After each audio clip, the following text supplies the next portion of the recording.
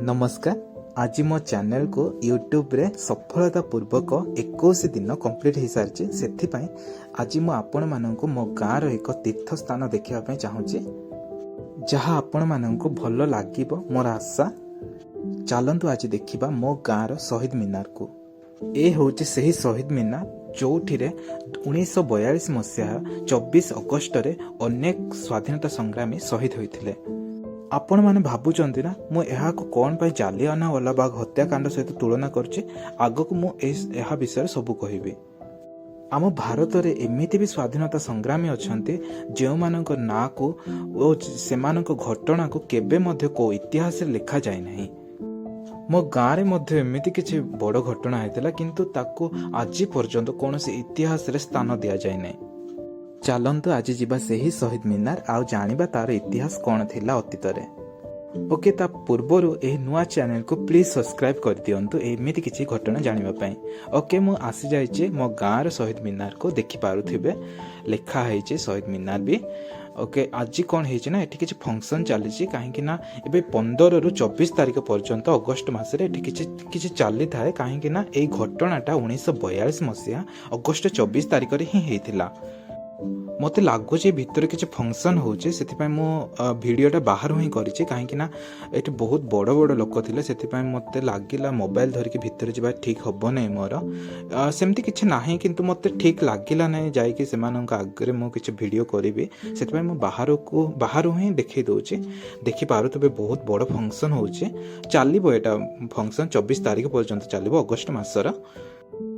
Okay चलतु मुझे आज यार इतिहास कहूचे जेते बेले 1942 मसीहा भारत छाड़ आंदोलन होता से कौन होना मो गाँव किछि जन स्वाधीनता संग्रामी किछि जन नुहे बहुत जन स्वाधीनता संग्रामी ये पाख गाँ को जाउथिले प्रतिवाद करने से कौन होना ब्रिटिश मानक पुलिस आसिक एठारे पहुंची जाइथिला।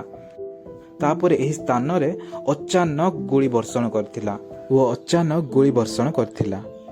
गोटे पटे थिले ब्रिटिश मानक पुलिस और अन्य पटे बही जाउथला एक विशाल नदी।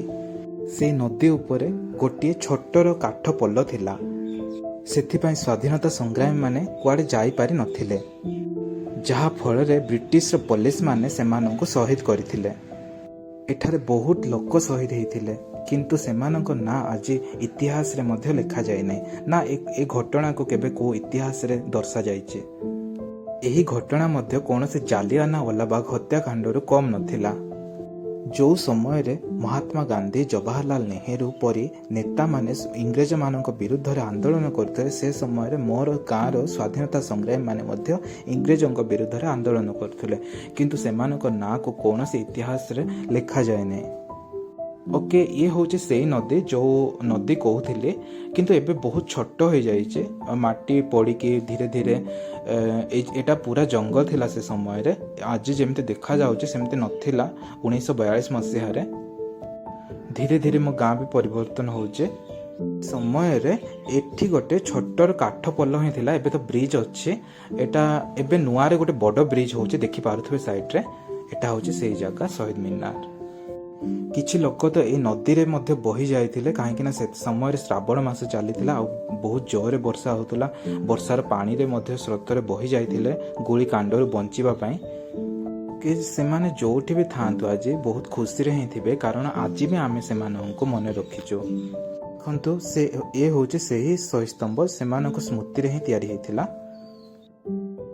ओके बाहर मु आपण मानक देखौछि केमती देखा जाउछि एठी बहुत सारा स्वाधीनता संग्रामी मानक मूर्ति तयारी हेछि और बाहर एपरि किछि देखा जाउछि काहेकि ना एठी डेवलपमेंट रो किछि काम चलीछि एठी बहुत डेवलप होबार अछि तो सेति पई सरकार को पक्षरु किछि आसीछि बोधे प्रोजेक्ट सेति पई एठी किछि काम चलथिला तो मु किछि बाहर ही देखै दउछि।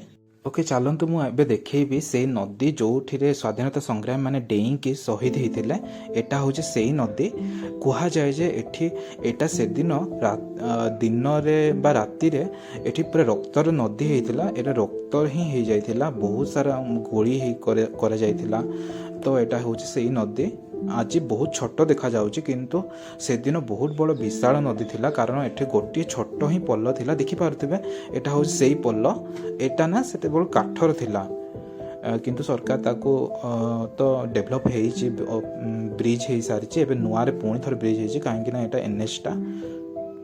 ଓକେ, ସବୁଠାରୁ ବଡ଼ ଦୁଃଖର କଥା ଏହାକୁ ଲୋକମାନେ ଆଜି ପର୍ଯ୍ୟନ୍ତ ବି ଜାଣିନାହାନ୍ତି। ଅନେକ ଜାଗାରେ ଜାଲିଆନାୱାଲାବାଗ ହତ୍ୟାକାଣ୍ଡଠୁ ବି ବଡ଼ ହତ୍ୟାକାଣ୍ଡ ଆମ ଓଡ଼ିଶାରେ ବି ହେଇଥିଲା ଏଇ ଜାଗାରେ। ତ ପର୍ଟିକୁଲାର ଏଇ ଜାଗାରେ ହିଁ ହେଇଥିଲା। ସେ ପୋଲ ଥିଲା ଆଉ ତା ଉପରେ ଲୋକମାନେ ଯାଇ ବି ପାରିଲେ ନାହିଁ କୁଆଡ଼େ। ସେମାନେ ଚାରିପଟେ ପୁରା ଜଙ୍ଗଲ, ଭୟଙ୍କର ଜଙ୍ଗଲ, ବର୍ଷା ହେଉଥାଏ ତ ଲୋକମାନେ କୁଆଡ଼େ ଯିବେ, ସେଥିପାଇଁ ସେମାନଙ୍କୁ ଗୁଳି କରାଯାଇକି ମରାଯାଇଥିଲା ଏହି ସ୍ଥାନରେ। ସରକାର ମଧ୍ୟ ଏହି ସ୍ଥାନକୁ ଗୋଟେ ପର୍ଯ୍ୟଟନ ସ୍ଥଳ କରିବାରେ ଲାଗିଛନ୍ତି। ଧୀରେ ଧୀରେ ହଉ ପଛେ ଚାଲିଛି କାମ। ଦେଖିପାରୁଥିବେ ପାଣି କେତେ ତଳେ ଅଛି, କିନ୍ତୁ ସେ ସମୟରେ ବହୁତ ଦେଖିପାରୁଥିବେ ବ୍ରିଜ୍ ତ କେତେ ବଡ଼ ଥିଲା ସେ ସମୟରେ। ତ ଏମିତି ହିଁ ଥିଲା କିଛି ଘଟଣା। ଓକେ, ଆଶା କରୁଛି ଆପଣମାନେ ବୁଝିପାରୁଥିବେ। ଦେଖନ୍ତୁ ଦୂରରୁ କେମିତି ଦେଖାଯାଉଛି, ତ୍ରିରଙ୍ଗା ପତାକା ବି ଉଡ଼ୁଛି। ଓକେ, ଆଜି ପାଇଁ ଏତିକି। ଯଦି ମୋର କିଛି ଭୁଲ ରହିଯାଇଥାଏ ତ ଆପଣମାନେ କ୍ଷମା କରିଦେବେ, କାହିଁକିନା ମୋତେ ଯେତିକି ଇତିହାସ ଜଣାଥିଲା ଏଇ ଜାଗା ବିଷୟରେ ତ ମୁଁ ଆପଣମାନଙ୍କୁ ସବୁ ପ୍ରକାଶ କରିଛି। କାହିଁକିନା ଏ ବିଷୟରେ ବହୁତ କମ୍ ହିଁ ଲୋକ ଜାଣିଛନ୍ତି ବାହାରେ। ମୋର ଗୋଟେ ମାତ୍ର ଉଦ୍ଦେଶ୍ୟ, ଏହି ସ୍ଥାନକୁ ବହୁତ ଲୋକ ଜାଣନ୍ତୁ। ରହୁଛି, ନମସ୍କାର।